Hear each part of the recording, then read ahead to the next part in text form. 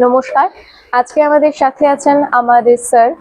আজকে আমরা সমাজের একটা অন্যতম গুরুত্বপূর্ণ বিষয় নিয়ে আলোচনা করব, যেটাকে কেন্দ্র করে দেশে এমন একটা আন্দোলন চলছে, একটা অরাজক পরিস্থিতি তৈরি হয়েছে। আমরা অনেকেই এই বিষয়টাকে কেন্দ্র করে বিভিন্ন রকমের মতবাদ এবং বিভিন্ন রকমের ইনস্টাগ্রাম, ফেসবুক, বিভিন্ন সোশ্যাল মিডিয়াতে বিভিন্ন রকম জিনিস দেখে আমরা ইনফ্লুয়েন্সড হচ্ছি। তো আজকে আমরা স্যারের কাছে প্রথম প্রশ্ন এটাই যাব যে ডিপ স্টেট যে স্টেটটা আছে, ডিপ স্টেট থিওরি নিয়ে নিটকে কেন্দ্র করে সোনাম ওয়াংচুং এর এই যে অনুসরণ, এটার সিগনিফিকেন্স কতটা, এটা কতটা যুক্তিযুক্ত? নমস্কার। বর্তমানে আমরা দেখছি যে নিটকে কেন্দ্র করে একটা আন্দোলন চলছে। একদম। তো এই যে নিটকে কেন্দ্র করে যে আন্দোলন, এটাকে দৃশ্যত প্রথমে মনে হয়েছিল যে একটা ইমোশনাল বিষয়। আমাদের ঘরের ছাত্রছাত্রীরা, আমাদের ঘরের ছেলেমেয়েরা তারা মারা যাচ্ছে, কিন্তু এর আড়ালে লুকিয়েছিল একটা বড় ষড়যন্ত্র, যে ষড়যন্ত্রকে বলা হয় ডিপ স্টেট থিওরি। বর্তমানে আমরা দেখছি পৃথিবীর বিভিন্ন দেশে এই ঘটনাটা ঘটছে। ডিপ স্টেট থিওরি হলো একটা সাম্রাজ্যবাদ নীতি, যে অন্যের দেশকে ছলে বলে কৌশলে দখল করো, সেখানে সাম্রাজ্য বিস্তার করো, লুট করো, সেখানকার মানুষদের ভৌগোলিক অবস্থান, ইকোনমিক্যাল অবস্থানকে নস্যাৎ করে দাও, সেখানকার মানুষদের সংস্কৃতি কি আছে দেখার কোনো দরকার নেই, সব ধ্বংস করে দাও। এই ছিল ডিপ স্টেট থিওরির আসল উদ্দেশ্য। যেমন আমরা দেখেছি শ্রীলঙ্কাতে, দেখেছি আমরা নেপালে, দেখেছি আমরা বাংলাদেশে, দেখেছি বিভিন্ন জায়গায়, দেখেছি আরবিয়ান কান্ট্রিগুলোর মধ্যে দেখেছি। ঠিক সেই জিনিসটা ভারতবর্ষেও চেষ্টা চলছে বিদেশ থেকে, যে ডিপ স্টেট অর্থাৎ ভারতবর্ষের বর্তমান যে শাসন ক্ষমতা যেটা আছে, যারা আছে তাদেরকে সরিয়ে দিয়ে সেখানে পছন্দের মতো শাসকদের বসিয়ে দাও।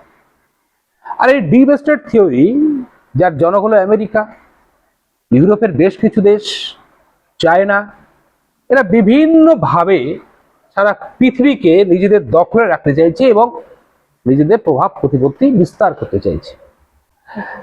কিন্তু ভারতবর্ষে আমরা যেটা দেখছি যে সোনাম ওয়াংচু তিনি একটা ছাত্র ইস্যু নিয়ে তিনি অনশন করছিলেন। সোনাম ওয়াংচু তো ছাত্র ইস্যু নিয়ে তিনি অনশন করছেন, এটা আমাদের সকলের মনে হয়েছে প্রথমে যেন একটা খুব আবেগের বিষয়। আমাদের ঘরের ছেলে মেয়েরা তারা সুসাইডাল হয়েছে, প্রশ্নপত্র ফাঁস হয়েছে, কিন্তু আমিও মানতে পারি না। NEET issue is just a social backdrop. একদম, এটা নিট ইস্যু মানে এটা হচ্ছে একটা সবসময়ের জন্য ভাবতে হবে দিস ইজ আ প্লট। কিন্তু the game is behind another thing. একদম, এর পেছনে আছে লুকিয়ে আরেকটা গেম। কি গেম?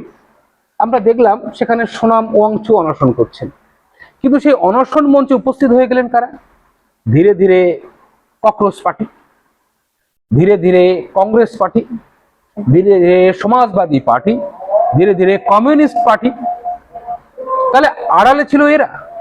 উদ্দেশ্য হচ্ছে সোনাম ওয়াংচুককে সামনে রেখে, ঢাল হিসাবে রেখে সরকারের পতন ঘটানো, সরকারকে আনরেস্ট করা, দেশের মধ্যে অরাজকতা তৈরি করা, দেশের মধ্যে একটা বিভ্রান্তিকর পরিবেশ তৈরি করা, এটাই হলো এর পার্টিকুলার উদ্দেশ্য।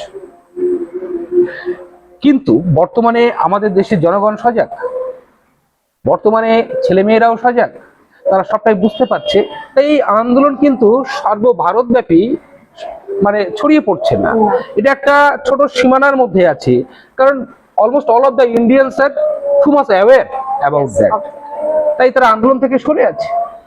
বিভিন্ন রাজনৈতিক দল উস্কানি দিচ্ছে যে লড়ো লড়ো, কিন্তু আমাদের ছেলেমেয়েরা তারা একটা শ্রেণী বুঝতে পারছে, আবার কিছু শ্রেণীর ছেলেমেয়েরা তারা বুঝতে চায় না। তার কারণ তারা বাকি সোশ্যাল মিডিয়া দ্বারা ইনফ্লুয়েন্স হচ্ছে, তারা বিভিন্নভাবে বড়দের দ্বারা ইনফ্লুয়েন্স হচ্ছে, কিন্তু আসল সত্য তারা জানছে না যে দেশের ক্ষতি হচ্ছে। 5% এর থেকেও কম মানুষ এগুলো এখন জানে। একদম তাই, 5% এর খুব কম মানুষ জানে। সোশ্যাল মিডিয়া তো সবাই দেখে না, আর দেখলেও সকলের সেই দূরদৃষ্টিতা নেই। সামনে দেখছে একজন মানুষ মারা যাচ্ছে, শিক্ষক হিসেবে তিনি প্রতিবাদ করতে পারেন, তার অধিকার আছে, কারণ ছাত্রছাত্রী যেখানে বঞ্চিত হবে সেখানে শিক্ষকই তো যাবে প্রতিবাদ করতে। অবশ্যই। তো সেই জন্য আমি সোনাম ওয়াংচুককে আমি যেমন প্রশংসা করব, সমর্থনও করব, তেমনি এর পাশাপাশি বলবো যে আপনার এই আন্দোলনের পেছনে এই ককরোচ, এই কংগ্রেস, এই সিপিএম, এই কমিউনিস্ট এরা কেন এলো? This is a deep political game. Deep political game. তাহলে নিশ্চয়ই একটা চক্রান্ত ছিল। আপনি তাদের সামনে একজন পায়োনিয়ার। অবশ্যই। তো যখন শিক্ষক সে যখন এমন একটা ষড়যন্ত্রের মধ্যে দিয়ে এগিয়ে যায়, তখন সেটা কিন্তু ভালো জিনিস নয়। না, শিক্ষক হবেন সবসময় মুক্ত, মুক্ত। সে সবসময় সত্য বিষয়টাকে নিয়ে লড়বে, কিন্তু আড়ালে যদি এমন কিছু বেরিয়ে আসে তখন সেটা দেশের জন্য বিপজ্জনক, তরুণ প্রজন্মের জন্য হানিকারক, বিপজ্জনক। একদমই তাই। একদম